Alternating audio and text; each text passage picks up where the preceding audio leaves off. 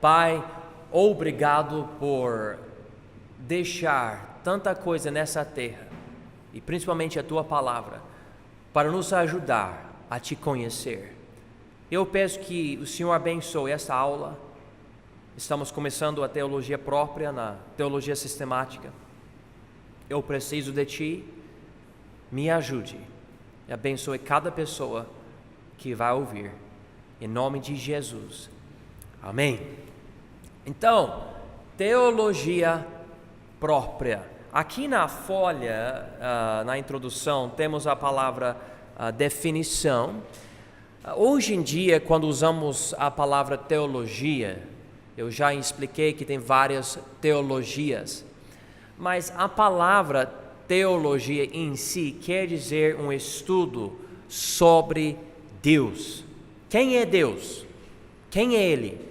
O que nós podemos saber sobre Deus? E tem várias teorias, várias crenças, várias religiões. Tem gente que fala sobre um Deus, gente que fala sobre vários deuses, etc. E nós vamos lidar com estas coisas durante esse tempo. Mas para começar, aqui na apostila, a segunda coisa, vamos considerar a existência de Deus. A existência de Deus. Quanto a mim, Deus existe. E por causa disso, eu vivo de uma certa forma. Ele existe.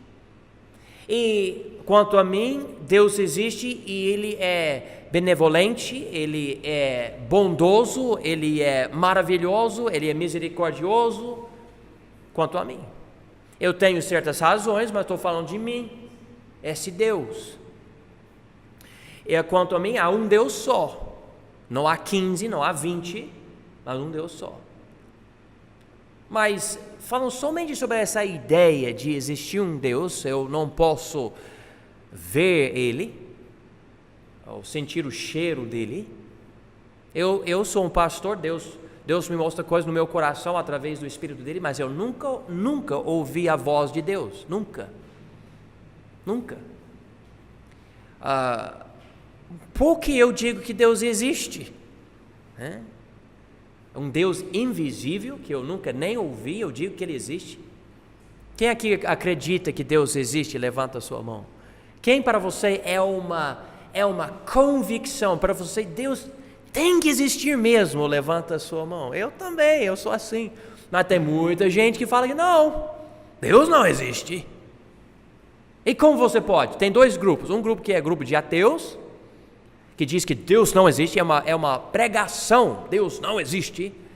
E outro grupo que é agnóstico, que prega, não pode saber, impossível saber.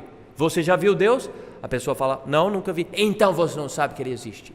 Como se os olhos fossem ao único modo de perceber que Deus existe. Mas nós somos mais inteligentes do que isso. Nós sabemos que há outros sensos e outras coisas que mostram que Deus existe. O livro de Romanos, e nós podemos abrir para Romanos capítulo 1, lida com a existência de Deus, mas é interessante, a maior parte da Bíblia não tenta defender a existência de Deus, simplesmente quer explicar quem Ele é. Mas vamos ver uns versículos aqui em Romanos. Eu não vou ensinar tudo sobre essa passagem agora, eu vou lidar com alguns argumentos que nos ajudam com a existência de Deus, mas a Bíblia lida aqui com a existência dele. Então eu vou começar aqui em Romanos 1, versículo 18. Porque do céu se manifesta a ira de Deus sobre toda a impiedade e injustiça dos homens, que detêm a verdade em injustiça. Porquanto o que de Deus se pode conhecer nele se manifesta, porque Deus o manifestou. Porque as suas coisas invisíveis, desde a criação do mundo, tanto o seu eterno poder como a sua divindade, se entendem e claramente se veem pelas coisas que estão criadas, para que eles fiquem inexcusáveis. Então, ele fala aqui em versículo 20 de coisas invisíveis e coisas visíveis, ou seja, as coisas invisíveis de Deus se manifestam através das coisas visíveis. Que faz tanto sentido, que é incrível que o homem quer dizer que Deus não existe. Mas um bom exemplo, por exemplo, esse microfone. Quem aqui acha que esse microfone aqui simplesmente começou a existir do nada? Que um dia o pastor John chegou, sentou nessa mesa e veio esse microfone pronto para ser usado, é só falar e consegue ouvir a minha voz. Quem acredita nisso? Alguém? Ninguém. Todo mundo sabe, até o ateu mais convencido do seu ateísmo diz que um homem inventou, construiu, organizou tudo para ter não somente microfone, mas microfone que funciona. E graças a Deus está funcionando, porque eu preciso. Mas tem gente que fala, mas tem. Vamos ver algumas coisas aqui. Vamos chegar aqui na folha. Como eu falei, eu tenho uma folha especial que tem outro modo de organizar essas coisas. Podemos chegar aqui na apostila e depois ver a folha especial.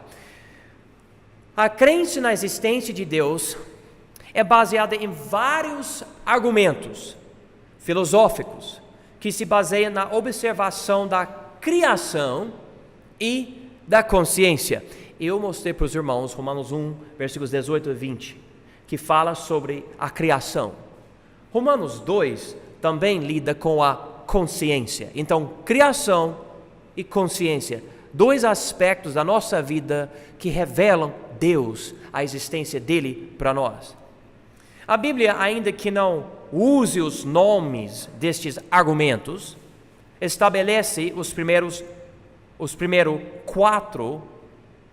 quatro primeiros argumentos. Então, aqui tem, número 1, o argumento cosmológico. O argumento, número 2, o argumento teleológico. Número 3, o argumento antropológico. Número 4, o argumento moral. Esses 4 argumentos vêm da Bíblia. Eu posso mostrar aqui em Romanos 1 e Romanos 2. Mas tem os teólogos que querem sistematizar as coisas e eles usam esses termos aqui: cosmológico, teleológico, antropológico e moral. Também existe, número 5, o argumento ontológico. Quanto a mim, o argumento ontológico é um argumento fraco. Não vou dizer que não tem valor, mas quanto a mim, é até tão difícil entender o que é esse argumento, que mesmo se você conseguir falar o argumento para outra pessoa, a pessoa vai ter que querer entender você. E já fica difícil porque muita pessoa que é ateu não quer entender. Já está rejeitando o que fica tão óbvio. O argumento ontológico, quanto a mim, não é muito forte, mas você pode considerar e estudar. Então, vamos voltar para o primeiro argumento, que é o argumento cosmológico. Eu acho que eu vou fazer o seguinte: vou ler rapidinho essas coisas, esses argumentos, e daí nós vamos para essa folha especial e ver de uma forma melhor. Eu acho que essa folha vai ajudar. Mas o argumento cosmológico, baseado na criação, é a primeira parte aqui. Sabendo que, número 1, o mundo existe, e, número 2, algo não pode vir do nada, então é necessário existir algo eterno e superior a tudo, que Paulo menciona aqui em Romanos 1, 20. Ele diz aqui o seu eterno poder. Ou seja, quando você quer chegar na causa de tudo que existe hoje, muitas pessoas vão para o Big Bang, certo? Mas quando você pensa no Big Bang, você também quer saber de onde veio esse Big Bang? Levanta a sua mão. Eu também quero saber. De onde veio isso? Antigamente os cientistas falavam que o universo é eterno. Hoje eles não falam mais isso. Eles falam, não, o universo não é eterno. Algo causou o universo. E eu digo, beleza, é Deus. E muitos falam, não é Deus. Nós não precisamos de Deus. Deus serve como tipo uma droga para a pessoa se sentir melhor. Né? Porque a vida tem tanto problema. Mas então, explica para mim, pessoa que é tão forte, o que causou o Big Bang? Né? A pessoa não tem resposta, porque não há resposta. A única solução é ter algo eterno. Vamos continuar. Este argumento é a base de Romanos 1:20, que eu acabei de ler. Seu eterno poder, capacidade, habilidade e sua divindade, aquilo que pertence a Deus. Há algo, nós que somos crentes dizemos, é Deus que causou tudo. Segundo argumento, o argumento teleológico, baseado na criação, parte 2. Sabendo que, número 1, a ordem e a informação da criação manifestam inteligência, então uma mente, note essa palavra, uma mente divina é necessária. Não há evidências de causas aleatórias. A teoria da evolução ateísta diz que tudo veio do nada. A evolução é falsa de acordo com este argumento. Então, esse argumento destrói a teoria, e é uma teoria, a teoria da evolução. Porque a evolução diz que nós somos essas criaturas avançadas, inteligentes, só por causa de coisas que aconteceram, químicas, uma mistura de algo aqui com aquilo ali, causou isso. Agora eu tenho ouvidos, e olha que coisa interessante, eu tenho ouvidos que conseguem ouvir. Nossa, que coisa legal. Eu tenho 2 olhos, e olha, eu consigo também com esses olhos ver. Eu não simplesmente tenho 2 olhos, mas eu enxergo. E tudo eles falam acontece por acaso. Nós que somos crentes dizemos, não, tudo isso, toda essa inteligência, o DNA mostra que há uma mente. Mas o que tem mente? Um Big Bang tem mente? Não. O que tem mente? Um ser superior. Deus. O arranjo útil, continuando aqui, dos sistemas do universo demonstra que há um propósito atrás de tudo. Alterar os sistemas e corrompê-los não os melhora. E você pode ver o ouvido, o olho, a boca, o sistema, todos os sistemas do corpo, os animais, as plantas. Você não pode arrancar uma parte do sistema e ainda ter um sistema que funciona. Você precisa de todas as partes do sistema ao mesmo tempo, feitas para funcionar daquela forma, para ter um sistema que funciona. A evolução não pode produzir sistemas como nós temos hoje. Eu sei que esses evolucionistas querem falar, não, mas é possível. Mas não é possível, é impossível isso acontecer. Impossível. Tem que ter uma inteligência. Ignorar esses fatos é deter a verdade em injustiça. É o que Paulo disse em Romanos 1:18. Ele diz aqui, porque do céu se manifesta a ira de Deus sobre toda a impiedade e injustiça dos homens que detêm a verdade em injustiça. Então a pessoa quer pecar, não quer ser responsável a Deus, então diz, eu rejeito o que a criação manifesta sobre Deus. Porque se eu aceitar que Deus existe, eu vou ter que ser responsável a Ele, eu vou ter que dar conta para Ele. E o povo não quer isso, então prefere evolução, que eu sou o produto de processos naturais que não tem nada a ver com um Criador. Esse argumento é a base, esse argumento teleológico é a base de Romanos 1:20 aqui e também de Salmo 19, versículos 1 a 4. Vamos para o terceiro argumento antropológico, baseado na consciência. Sabendo que o homem, número 1, tem consciência, número 2, tem moralidade, e número 3, sensibilidade, 4, vontade, 5, emoções complexas e variadas, e 6, uma crença inerente em Deus. Então ele possui o que não vem por acaso, nem por coincidência, mas por Deus mesmo. Você pode pensar sobre todas essas coisas aqui: consciência, moralidade, sensibilidade, vontade, emoções complexas e variadas, crença inerente em Deus, etc. Essas coisas não vêm de um processo natural. Vêm de uma inteligência que criou você para compreender que você mesmo existe e existe de propósito, e alguém criou você. Este argumento é base de Romanos 2, 14 a 16. Eu posso ler essa passagem aos irmãos aqui, Romanos 2, 14 a 16.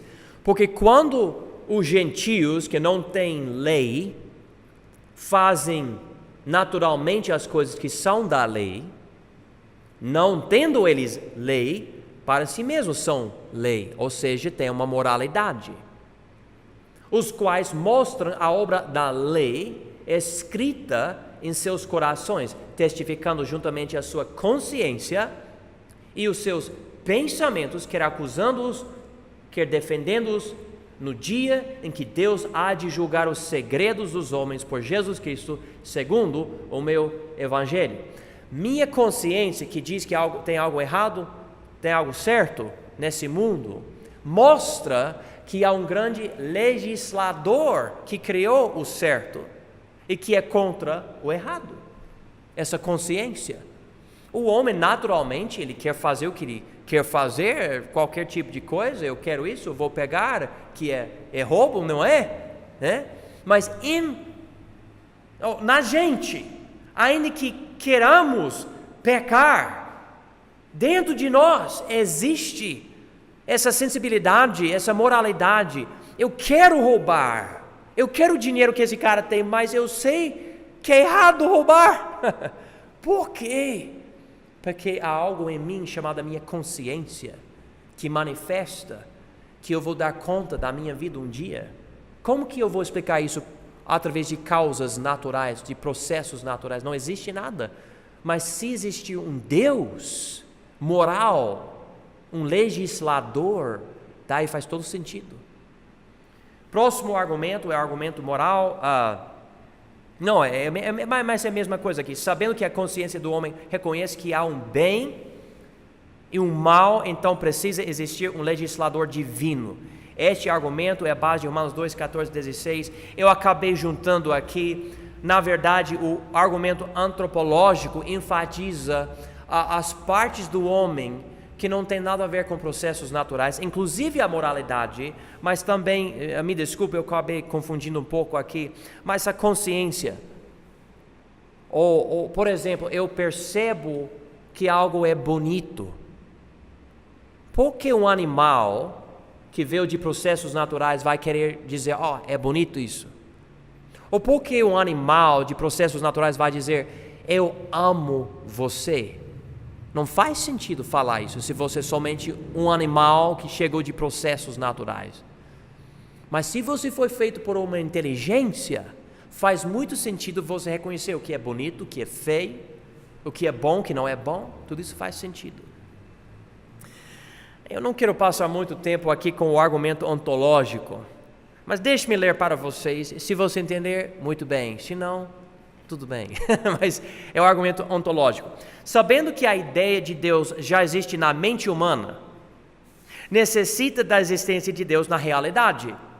Porque tendo essa ideia de um ser supremo que não existe na realidade, reduz ele a um ser que não é tão supremo, não existindo também na realidade. Tal exige que o mero fato que ter tal ser já existe na mente, precisa também existir na realidade. Todavia, existindo um ser superior ao ser que está nos nossos pensamentos, é impossível porque o ser dos nossos pensamentos já é supremo. Consequentemente, este ser precisa existir não somente nos nossos pensamentos, mas na realidade também. Levanta sua mão se você entendeu esse argumento, por favor. Ninguém? Beleza. Mas é um argumento.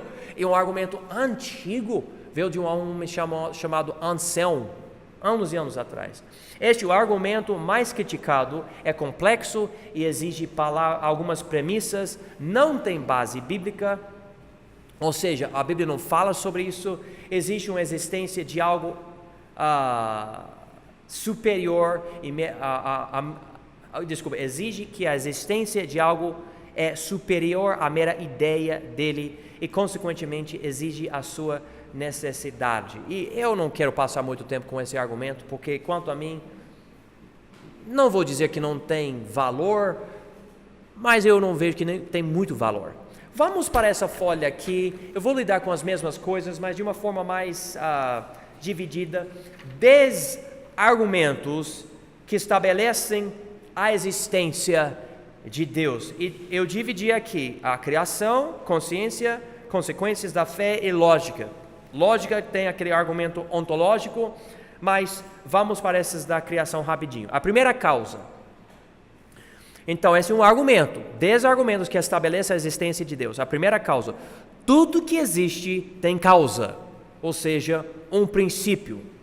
A única solução é concluir que existe algo eterno e infinito que criou tudo. Conclusão: Deus é o Criador eterno e infinito que criou tudo. É a única explicação que serve. Nós usamos isso como argumento, provando a existência de Deus. Segundo, o design ou desenho inteligente em humanos. O DNA do homem é extremamente complexo, mas funciona perfeitamente. O DNA é interessante porque tem informações, mas também, eu não entendo tudo, se eu falar algo meio estranho, mas pelo que eu entendo, o DNA pode se enrolar, você fala, assim, e quando entra em si mesmo, tipo, cria nova informação, e tudo funciona. E seu DNA fala tudo sobre quem você é, tipo, cabelo, olhos, tudo. E é informação. Não existe computador nenhum hoje que tem a quantidade de informação que seu DNA está somente no seu corpo. É incrível e algo perfeito. Perfeito.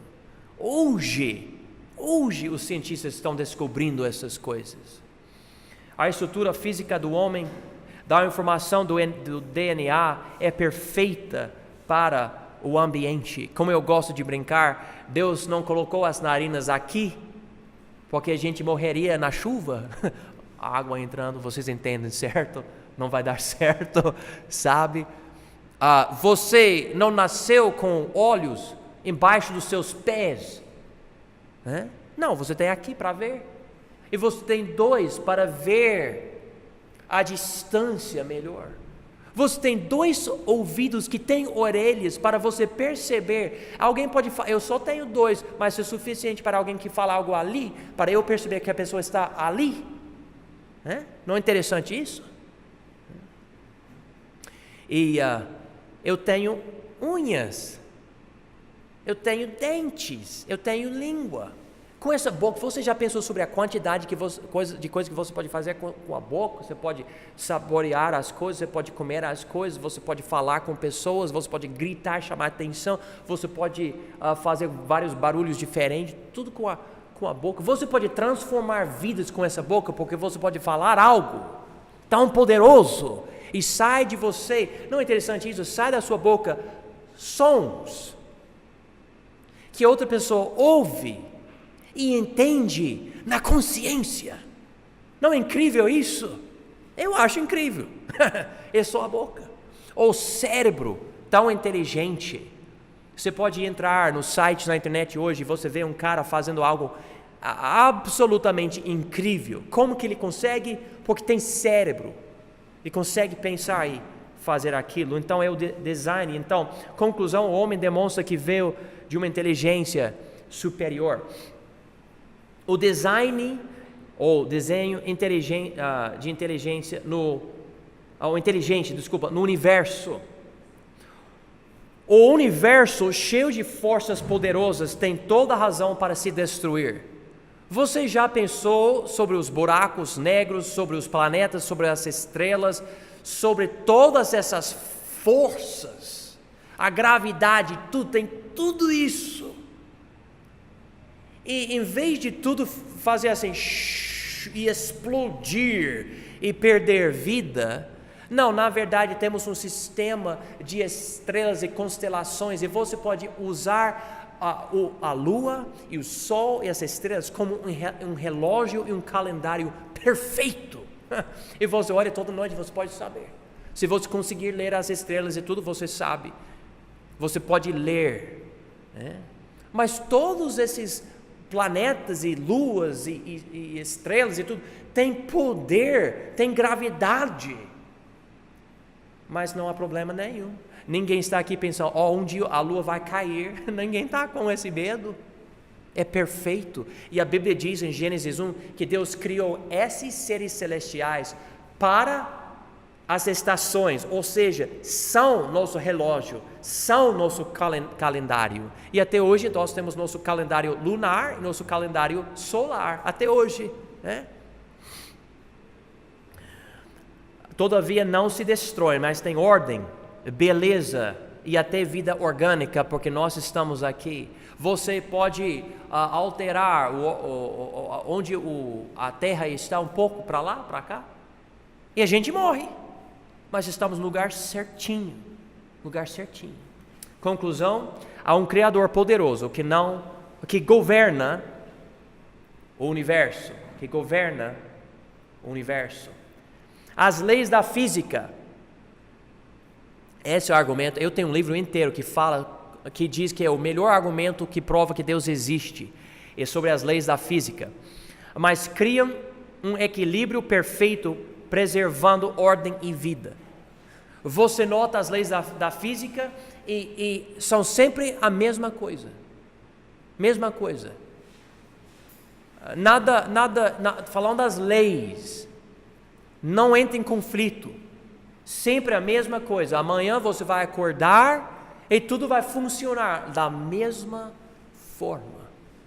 Como que é, se essas leis fossem somente de processos que saíram de um Big Bang, que eles falam que não é uma explosão, mas foi uma expansão, que para mim parece uma explosão, mas tudo bem, eles falam que não é explosão, que criou toda essa ordem e todas essas leis também que funcionam perfeitamente.